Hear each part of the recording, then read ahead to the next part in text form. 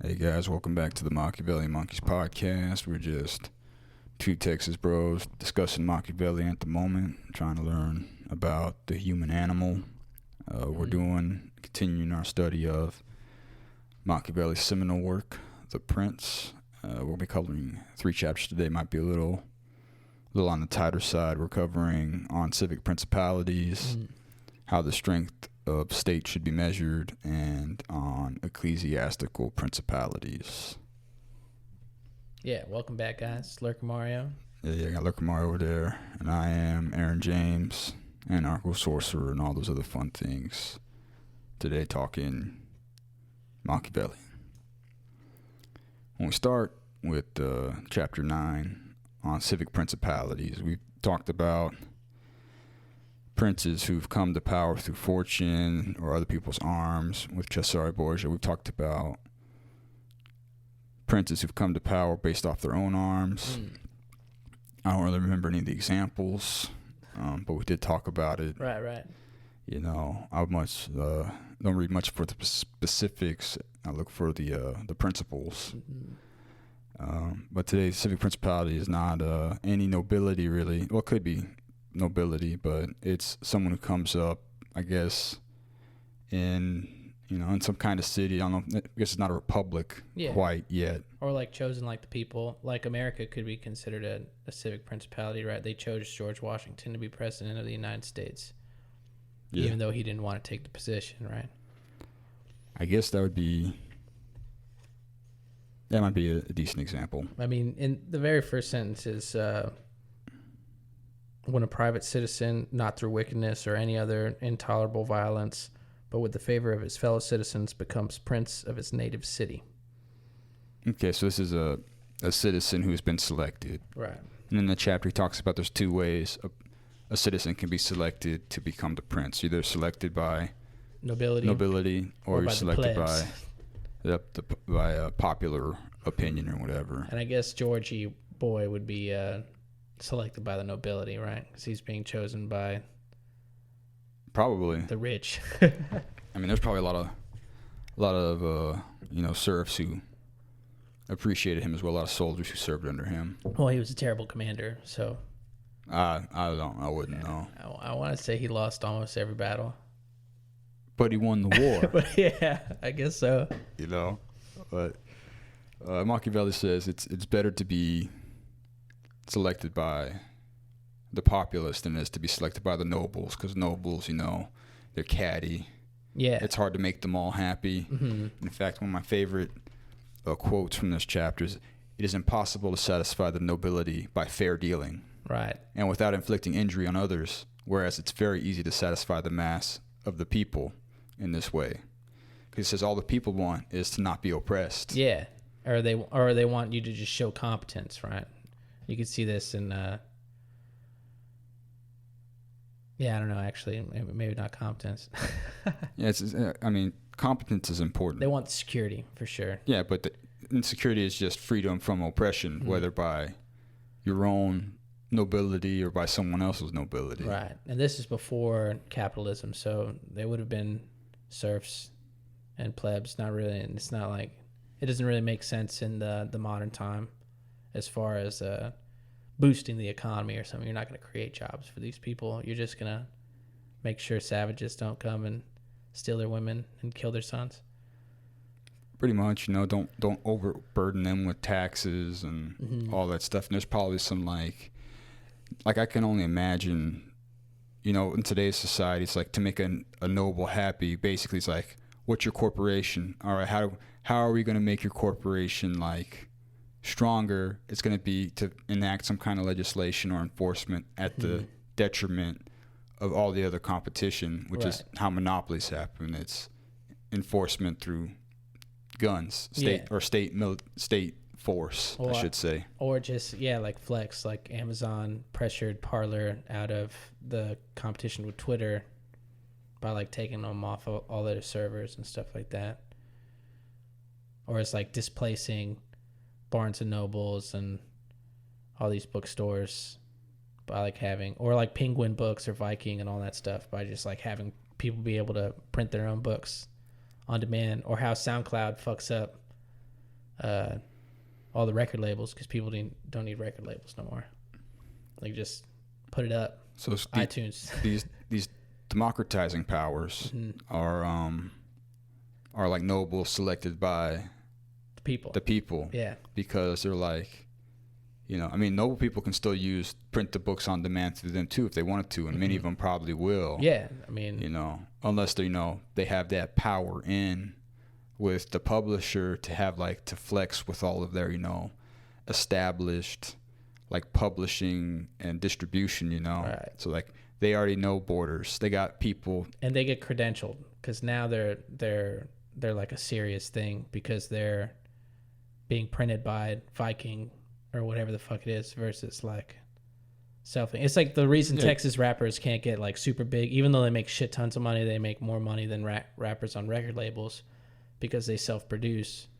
So all of the money gets pocketed, but they're not going to be like in Tokyo and in Germany and Sweden and shit like that. They could if they had decent management, or if they wanted to. Like if they had the money, like it's not hard to go buy on tour, bro. Plane ticket. I guess you'd have to like find someone to talk to, like who's the in there to get you booked. But yeah, makes sense. All right, well, back to the prince. No, I love that what you were saying about the nobility, because they're always by pleasing one, you may displease another one, and then they always have their self-interest, and they also have that fear, like we were talking in the previous chapters. Like if you come to power from the help of all your noble buddies, you might want to position yourself so that the people around you don't come to power. So all of a sudden, like, you're pushing them down and like creating other little powers and like building up your faction. We talk about this later in the next chapter. Ecclesiastical, they talk about how Pope Alexander went out and crushed the barons and changed everything. Yeah, let's go ahead and talk about that now. We don't have to talk about it in order. Yeah. They're not reading the book. That's why they listen to us. Exactly. Ecclesiastical powers. He says that it's all the trouble for ecclesiastical states is at the beginning. Oh yeah. About it says they can be started by, acquired by fortune or through something else, power. You go ahead and know what you want to read. Yeah, I want to read this first paragraph because it's so savage. He's just like, all the problems occur before they are acquired, for they are acquired either through ability, through fortune, or maintained, and are maintained without either. They are sustained by ancient institutions of religion, which are so powerful and of such kind that they can keep their princes in power in whatever manner they act and live their lives. These princes alone have states and do not defend them, subjects and do not rule them, and the states, remaining undefended, are never taken away from them, and the subjects, being ungoverned, never sense any concern, and they do not think about, nor are they able to sever their ties with them. These principalities, then, are the only secure and happy ones.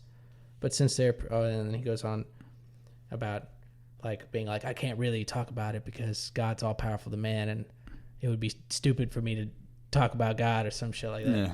The only way I can think about it is like a shadow state, where it's like your citizens are believers, and like once the belief is popular enough for the religion, like it doesn't matter who's like the power is already there.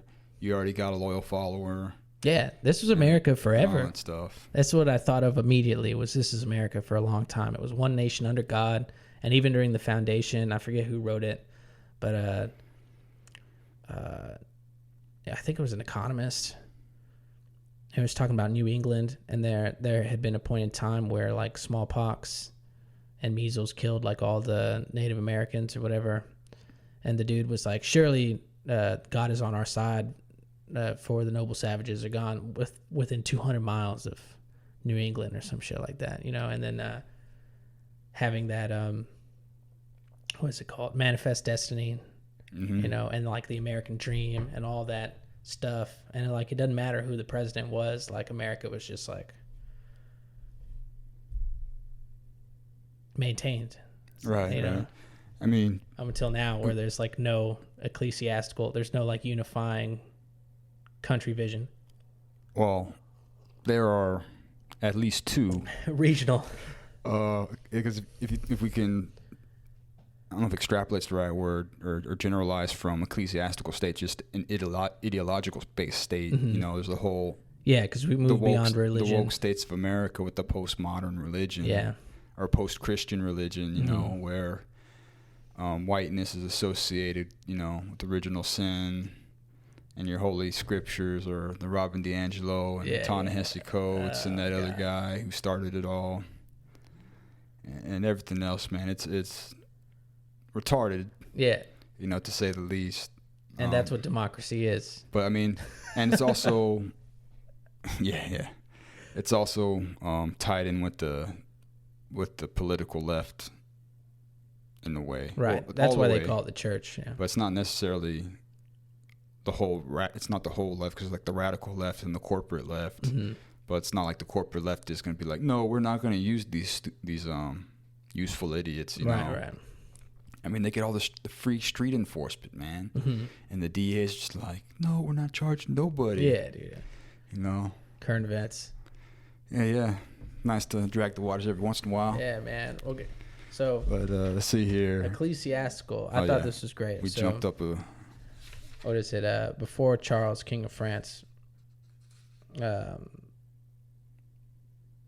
yeah. They're talking about how the original Italian Pope wasn't always powerful. Right. Until Alexander VI fucked everybody and up. His son, Duke Valentine, a.k.a. Cesare Borgia. Yeah. You know, he took the opportunity of the French king invading Italy, gave the troops to his son, and he went and wrecked Romagna. Yeah. And right. So before King Charles, right, there was the powers that be in Italy were the Pope, the Venetians, the King of Naples, the Duke of Milan, and the Florentines, I don't know. And they only had two problems, right? No one could enter Italy, so they didn't want a foreigner coming into the countryside with military. Yeah, they didn't want people stirring up shit. Yeah, and then since they were like gangsters. And they wanted no one else to extend their power. They were like, well, everybody got to stay in check, right? Right. And so that's why the various factions combined to defend against the Venetians in Ferrara. Yeah, everyone had to align. It's like, if we don't, it's like playing a game of Risk where you have one person who's like rolling dominating, map, and everyone else is just like, all right, guys, we gotta stop this dude. Otherwise he's gonna take it all. And then the ecclesiastical power, the Pope, kept down by the barons. Yeah, that's how they kept him in check. So he probably had the most influence and the maybe not the most money and the most power, like the Florentinians, the Venetians. Yeah. But he had the ecclesiastical power, right? So the way they kept him in check was through politics. In the cardinals, and the two main powers were the Orsini and the Colonna, who you've heard us talk about before, and if you read the book, you read about them in previous chapters. Yeah, and they got crushed. No, and the Duke. Here's some horses. Here's some treasure. Well, he cut down the Colonna family with the initial invasion into Romagna with the French troops, and then after he had to, what was the word? Resort to strategery, or no, stratagem. Right. He made his peace with hear the quotations of my voice, peace, with the Orsini, and then started giving them gifts and invited them to a nice night in Sinigaglia. Bam, and that's where they also murdered what's his face, Oliverado, man. Strangled. So,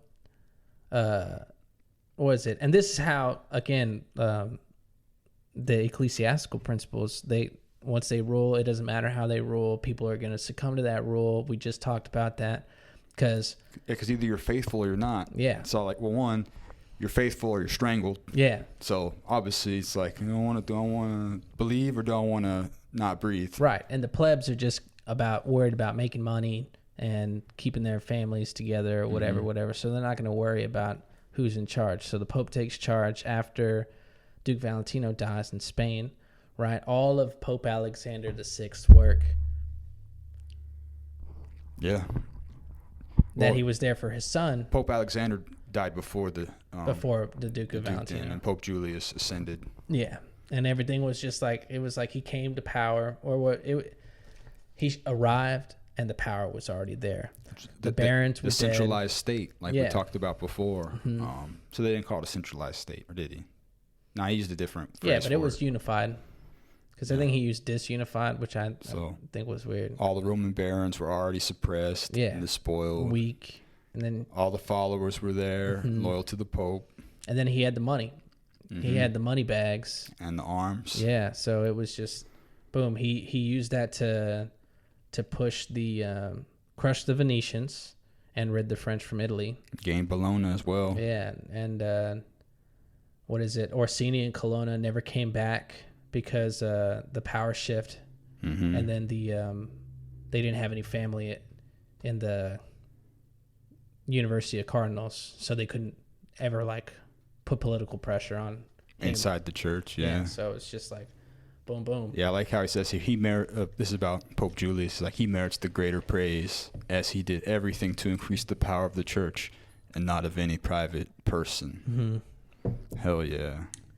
And it would ultimately ended up being good for Italy as a whole because they were just, they were sovereign again. They didn't have the French and the Spanish in their borders, and they were all a Catholic power.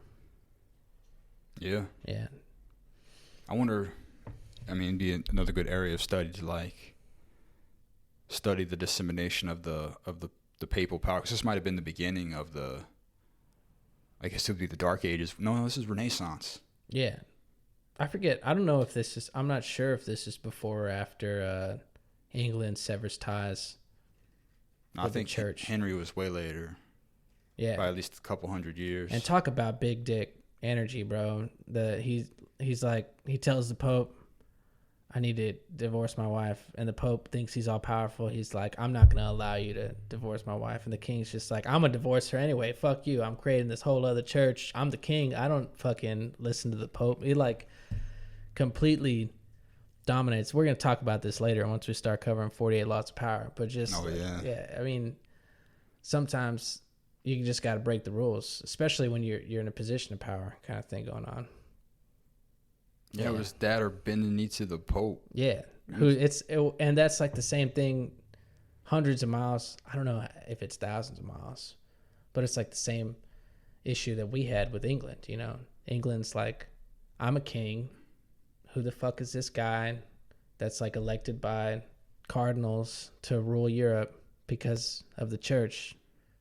I'm gonna create my own church, my own translation.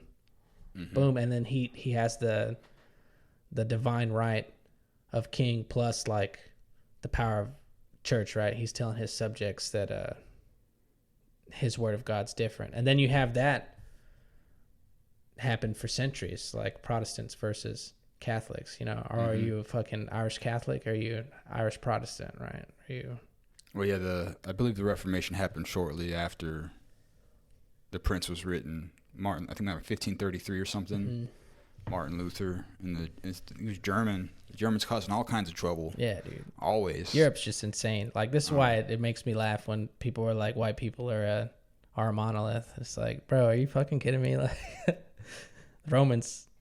Now, after we've killed each other for hundreds of years, it's just colonialism. I mean, I can understand how that would leave a sore spot, you know, right. Invasion and, you know. With disregard to the Ottomans and their colonialism and their Barbary slave trade, and but with disregard to the Aztecs, the Ottomans are more white people though, bro. Yeah. Middle Easterns are white. You know it's bad when someone thinks Italians aren't white. Yeah. You're like, oh, I should probably tread lightly around you because you probably. Sicilians are dark, man. Parts of Spain and southern Italy were conquered by the Moors. Yeah. And by the Carthaginians, like. I don't know. They're just black, bro. Joking. Yeah, they call them guineas. Yeah.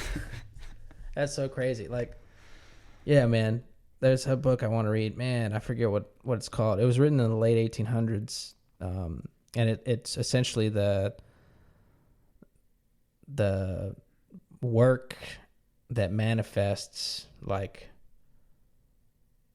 the German Nazi Aryan Oh, the mythos thing. or whatever. Yeah. Talking about the folk and everything. No, I think that's Tacitus. But this work, man, what the fuck is it called? Now, Volkism is way later, where when the Germans started trying to, it was talked about in the very intro I had to this book, the intro by, it didn't say on the front. Oh, Christian Goss, who's, like, I'm assuming some kind of scholar. But yeah, it's like, he said there's a mixture of like Volkism, which is like a folk, which is just a people related by blood. Right. And the whole Aryan mythos. And the book might have been mentioned in here, but there was a book that talks about how the Jews are different people, the Middle Eastern are different people, the blacks are different people. But then it talks about white people. It talks about Alpine, Anglo, and Nords, I think. Nordic, yeah. Yeah.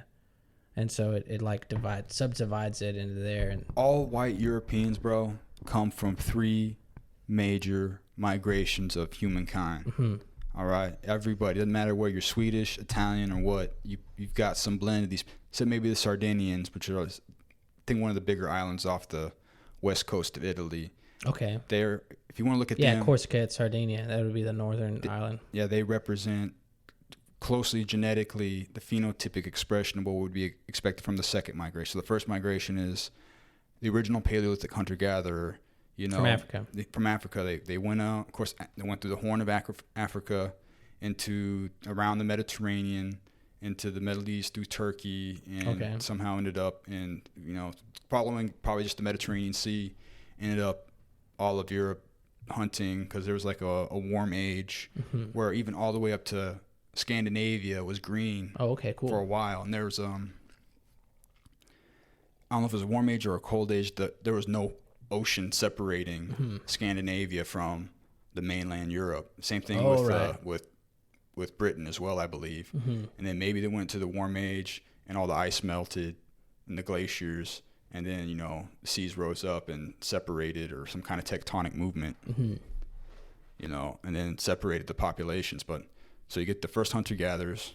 So Machiavellian monkeys chasing animals through the woods. Yeah. And it ended up there. Then there's a second migration of Neolithic farming agricultural people from the Turkey region. Okay. Or what would they call that? Asia. Anatolia. Asia Minor. Yeah, Asia Minor, Anatolia. So eventually there's a population that stuck around while everyone else migrated, and eventually they learned, seeds grow into stuff, and they started farming. And then probably through population explosion or climate change, they had to move as well, or even war, right, for resources. Yeah, so they had more land to work. I don't know if this was associated with the Celtic culture, but I think so. But they were like dark-haired white people with dark eyes, Caucasians. So if you want to call them that, dark hair, dark eyes. Go to Sardinia and Italy. That's probably what they look like. All right. And then the third and final migration was the Indo-European migration. So is that what? The horse people, the Scythian. Well, I don't know if they were the Scythians technically, but they had horses where the other people didn't, and that's how they spread. That's probably why they spread so far, because they had these chariots. The people from the steppes. The people from the steppes, and they expanded everywhere. Right. So those 3 populations, freaking hunter-gatherers, farmers, horse riders, make up 99% of the genetics in white Europeans. Heard that. Well, so there you go. It's like, Germans are so different. Like, not really. It's just culture. Cultural. Yeah. It's your language and, all that stuff, So not that big deal. I don't know how we got to this tangent. Oh, no. We're talking about Volkism and stuff that, the German, but. Crazy shit. Yeah, wild stuff. Or I think we were talking about the church and just breaking off. It was a good tangent. It was good. The racism is just stupid, man. It's like, very stupid. Yeah. I mean, there's differences, but they're fairly minor and mostly cultural. Yeah, and you see that also in a lot of, what's it called? Like movies and shit. People have the same problems, man. Especially like if you look at Indian and African movies. Indian being like South Asian Indians, and like Korea and the Philippines and all that, Southeast Asia. Yeah. All that stuff. Like when they're doing dramas about family and stuff, it's all like the same kind of stuff, man. Like people are just, we're all humans, right? Yeah. And just different cultures give us different compasses, values, priorities. Yeah, sometimes. I mean, it's a lot of it's just silly tribalism. Yeah. Or belief. That too, ideological differences, you know. So, yeah, racism's just dumb. But how do we measure the power? Let's see. I consider those capable of themselves alone who can, through abundance of men or money, put together a sufficient army and hold the field against anyone who assails them. Right, yeah. So the ways, how do you know if you're powerful or not is whether the prince has enough power to stand alone, or does he always rely on the protection of others, right? Mm-hmm. And sometimes that can be good. I mean, I think we talked about this last time with federations, states combining together to carry out resources. We just did that now when we were talking about ecclesiastical powers, where everybody had to rally up to fight the Venetians to suppress them. And then it talks about how a prince who has a strong city and who does not make himself hated cannot be attacked, and as long as he has provisions. Mm-hmm. Because then that way it'll just be too tedious. And that goes to even another work, Sun Tzu's Art of War, is like besieging a city is the worst of the last resort. You don't want to do that. That's expensive. Mm-hmm. Yeah, you got to bring all your dudes. Then you got to feed them the whole time they're outside. You got to penetrate the walls. So you're going to take heavy losses. You're going to lose a lot of ammunition. It's just a big shit show. So it's pretty cool to see like this in a different work from like a third of the way around the world. Mm-hmm. Similar insights, you know. What did it say? Oh, and he talks about Germany. It's funny that we were just talking about Germany. It says, cities in Germany obey the emperor when they wish. They are fortified in such a manner that their capture would be seen as tedious and difficult. Again, like the little local powers, they've got moats, they've got artillery, they've got walls, food and shelter. And money to employ people for an entire year. Yeah, and he also talks about how the Germans have like a warrior society at this time too. So they got like a warrior tradition, right? Yeah. Berserker. I guess, man. Military exercises are still held in high reputation, and many regulations are enforced for maintaining them. Once again, spoken about the Germans. Yeah, I mean, Machiavelli obviously understood like power is sourced in military might, right? And like if you don't have that, you're gonna get rolled on by someone who does and has the inclination. Mm-hmm. So it's not pretty, right? You know, chimpanzee warfare, but it's true and it's important. And if you want to carry these principles into your real life, understanding power dynamics, which also means social dynamics and dealing with status. Not that you have to play this game, but being aware of it means you can consciously participate. Yeah, and even if you're not offensive the whole time, you could be defensive, or you can use your knowledge to identify ways that people are playing the game around you. Mm-hmm. And then you can, start making moves. Mm-hmm. Of course, early in The Prince, he said, putting off war is a mistake because all you're doing is surrendering the initiative. Mm-hmm. You're going to have to, instead of being proactive and dealing with the problem immediately because you're afraid or whatever, all that's going to happen is that something's going to change and you're not going to be prepared for it, right. Whereas you would have when you just initiated war early. Or you'll be overwhelmed. Like the problem will have gotten so big that you cannot, it's like now that it's so easily identifiable, it's like overwhelming, right? Yeah, like a cancer. Plague, yeah. So, stressed me out, man. Just think about like going into a company, just like, all right, I'm here. Time to start making war. Right. Who's got the power? Who do I need to be friends with? Yeah. Who do I need to suppress? How can I elevate myself? To just Yeah, playing a courtier, forming relationships, federations, right? You got to be that force to fight off the Venetians. And how's that going to play out or whatever? How are you going to get rid of the prep cook that's bitching about his job all day, every day, saying he's going to quit, bringing that cancer to everybody, be like, bro, you can't be saying that or I'm going to fire your ass, like. Yeah, but that's an easy cut to make, man. All that, the low power, and it's just like you're not doing anything, or you're barely filling a function. You're not even doing it well. So I'm having to work slightly less, but then there's the whole added stress of dealing with you, right, and what you're doing to the rest of the kitchen. So, yeah, F that, man.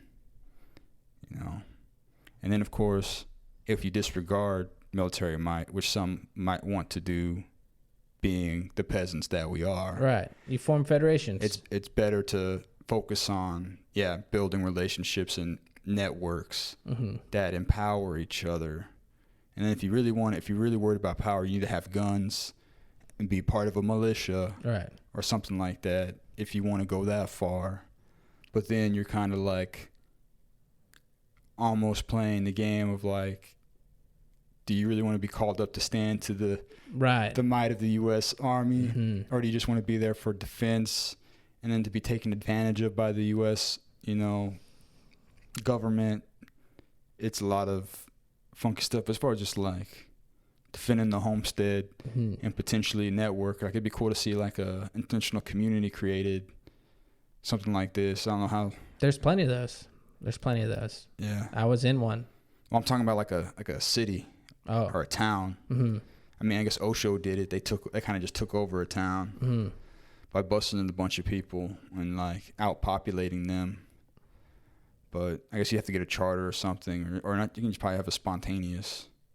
Yeah, you'd probably have to leech onto another town or something. I don't know, man. If you've got hella money, then that's the way to do it. Is to be a noble. Yeah, like we talk about. I think we need better nobility. Yeah, that's what Elon Musk and Amazon and Jeff Bezos do. They're just like, where am I going to put my headquarters? I'm going to bring a bunch of people that make six figures to this spot. It's going to change everything. I think. Yeah, but he doesn't. Well, it's not. He's not that involved because, like, politically. I'm just saying the Amazon network is so big, like he can't take care of everybody. Right. Well, he'd have to do it through administration, as opposed to like him coming to live. He doesn't Central need Texas to. It's warehouse. It's a different kind of command. Because I've worked with so many people. Because he's still technically colonizing the area by putting his headquarters and putting his distribution centers and putting all his truckers there and all his... Like, people don't understand. Remember when Ocasio-Cortez called a victory to get rid of the Amazon headquarters that was going to be in New York or whatever, and they were like, all these people were oppressors or whatever, and we were going to give them, I forget what it was, like $10 billion subsidies or some shit like that. Tax breaks, I think. Yeah. And it's like, you don't understand, like, they're bringing a bunch of high-income people. It was going to be the second corporate headquarters, so everybody there is going to be making six figures, and then top of that, you have all the janitors. They're going to put, if it's a real campus, they're going to put restaurants in there, or like cafeterias and stuff like that. And so they're going to have all these logistics. And then all the construction too, because now they got to level a huge section of the city, build a new building. So you're not just getting rid of the jobs of like these six-figure income earners. You're getting rid of the jobs of all the electricians, all the carpenters, all the scaffolders, all the plumbers, all the logistics people that are going to be there to build the thing, and then all the logistics people that are going to be there to like change the septic, bring the food in for the restaurant, bring the paper for the office, bring all the like. It's just such a big entity, but people are like, "Oh yeah, we stuck it to Amazon. Like we lost $10 billion in tax revenue, or when you would have gained billions and billions of dollars more over. They probably had like 100-year lien on the fucking actual property, like, right. People don't see the big picture. They just see the little victory, Yeah, but AOC's a radical. Yeah. So she's a visionary. She's a, what's the word? Idealist. Yeah, but I want to say she's stupid, but Michael Malice says it's bad to think people on the opposite side are stupid. Mm-hmm. It's a very popular pastime of right-wingers. Right. Well, it's because people see, it's illogical is what it is. Well, it's not just illogical. It's just that the people are so, they have such strong conviction, right? Yeah, their religion. That they think that they're correct. It's like when people say that there's two alternate timelines, it's like both sides genuinely believe that they're on the right side. They're like, and they think that the other person is silly or incompetent or confused. It's like, because they don't see the problem the same. This is really good. If you read Conflict of Visions from Thomas Sowell, he talks about this in great depth, how like people literally see the world differently as far as like what the purpose of government is, what the purpose of justice is, what the purpose of capital is, what the purpose of society is. Like, right, you know, people like genuinely have completely different ideas on how the world should run. And then when you go to intellectuals, they're so intelligent and they're so used to dealing with stupid people all the time, because the majority of the population is average, and half of those people are dumber than that. Exactly. So these people think that they know better than everybody, and so they think that they could solve all the problems when they're incompetent to most situations, you know. Yeah, and they're status seeking in general. Yeah. So they got their self-esteem tied up in all their bullshit. Exactly. And now they have all the credentials of the university with their fucking useless ass degree. Well, I think Michael Mouse got it right when he talks about corporate journalists. It's like when people view corporate journalists with the same disgust as they'd view a tobacco advertising rep, and you know, that'll be a good day, I guess. Yeah, man. I'm just so astounded that one of the earliest works written by Plato is on Socrates' apology, where Socrates is on trial and he's just telling them that they know nothing. And this is like one of the earliest works, and he's talking about how he goes to the person who's the best statesman, and he talks to that person and realizes that person only knows about running the state. And he goes to the best general in the region, and he only knows about being a general, but he thinks that he knows about ruling a state. And he goes to talk to the richest merchant in the area, who thinks he knows how to run the state and the military, or how people should live their lives. And he's like, they don't know shit about anything. They just know about making money. And he just goes to all the different people and tells them that they're fucking stupid, and they don't know how stupid they are. Like, and he goes to Diogenes and he pees on him. Yeah. I think it was Diogenes who was that weirdo, but it didn't matter. Yeah, man. So it's just funny that like we've had this knowledge for thousands of years, but again, most people they want their opinion to be told to them. You know, this is what I remember even having this conversation with one of my best friends when I was a kid, Jarrell. And we were talking about the news. Man, we must have been like 13, 14 or some shit. Well, I guess he's a few years older than me. But we were talking about like people don't have like opinions. They just like watch Fox or watch MSNBC or whatever. The corporate media gives them their opinions. Yeah, it's like, here you go. And it's the same thing with like church, because I remember I'm not really a religious person, but I remember when I was a kid, going to a Baptist church and like knowing that the priest.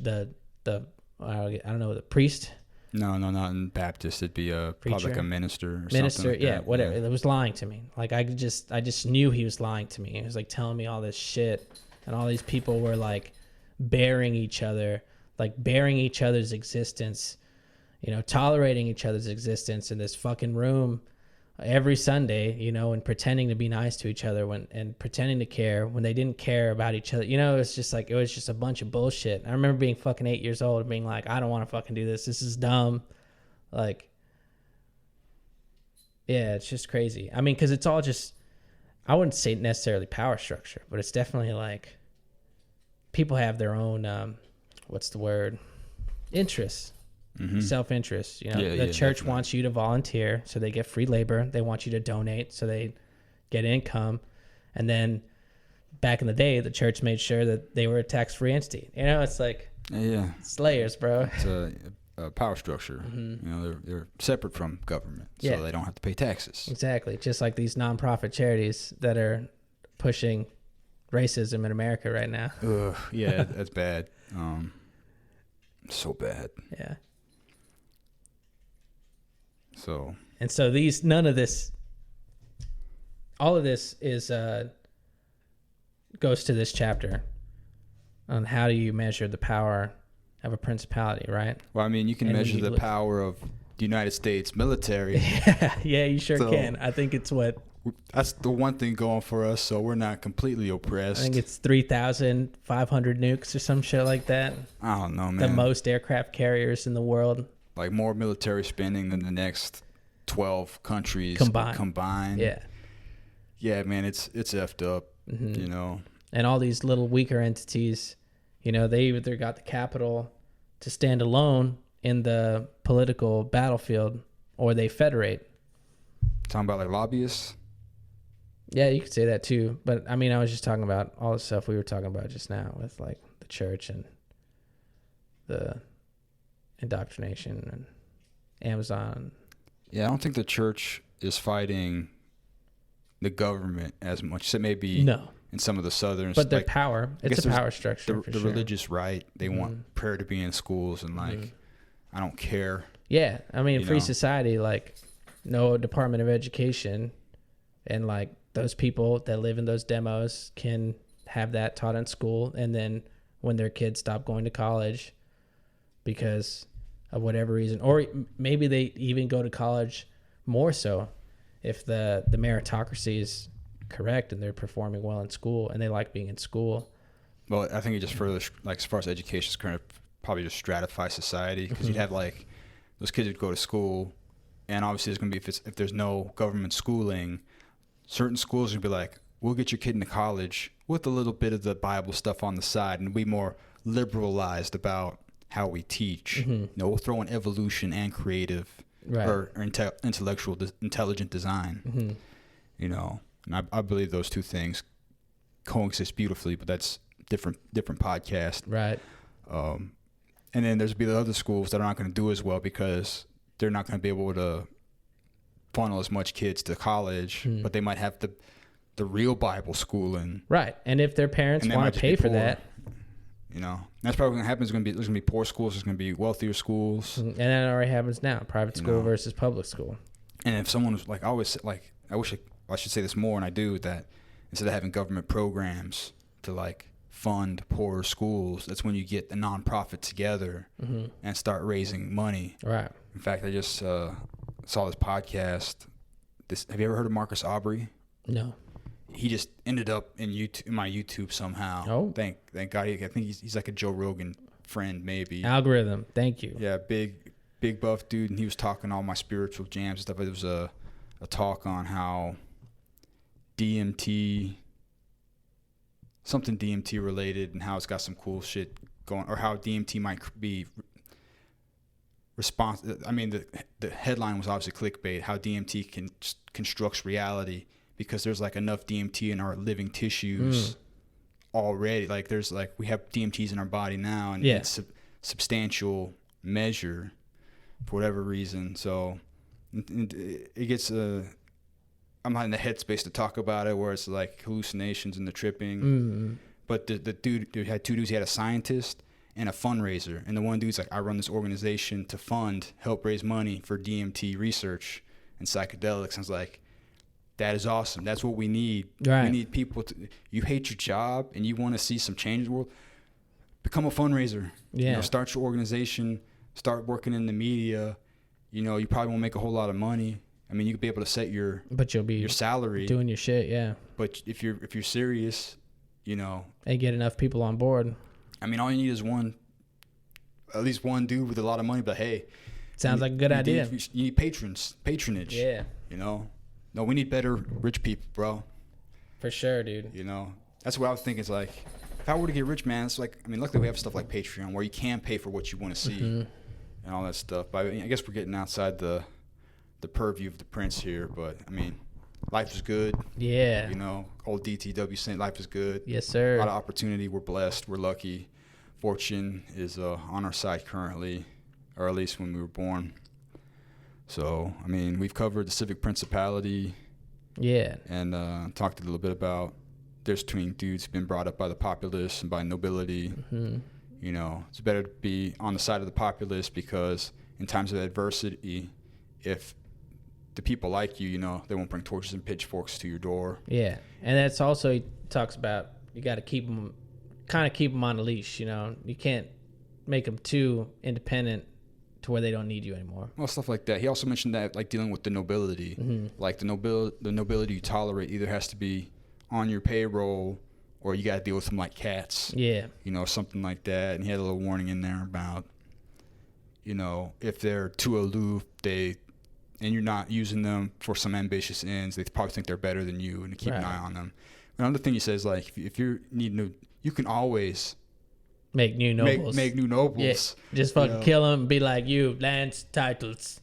And then he briefly talks about governing through ministers, because we did skip over this chapter a little bit, and how in bad times, people are going to be more familiar with the ministers, mm-hmm. and the ministers might have that power when you need it because you're one step removed.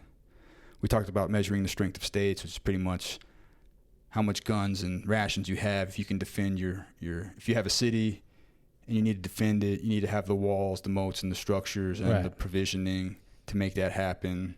You know, or if you're going to conquer, you need to have the arms to conquer and do that. The arms and money, yeah. Ecclesiastical principalities. Stay in power. Once they're established, they're, you know. Yeah, it's like just. They're as powerful as the machine's already going. The ideology that holds them together. Mm-hmm. That's part of it. But in that establishment, you know, it also took, you know, more guns or swords or whatever they used back in the Renaissance to establish themselves, as seen by Pope Alexander and Duke Valentine. Mm-hmm. Yeah, so gone 46 minutes now. It's been good.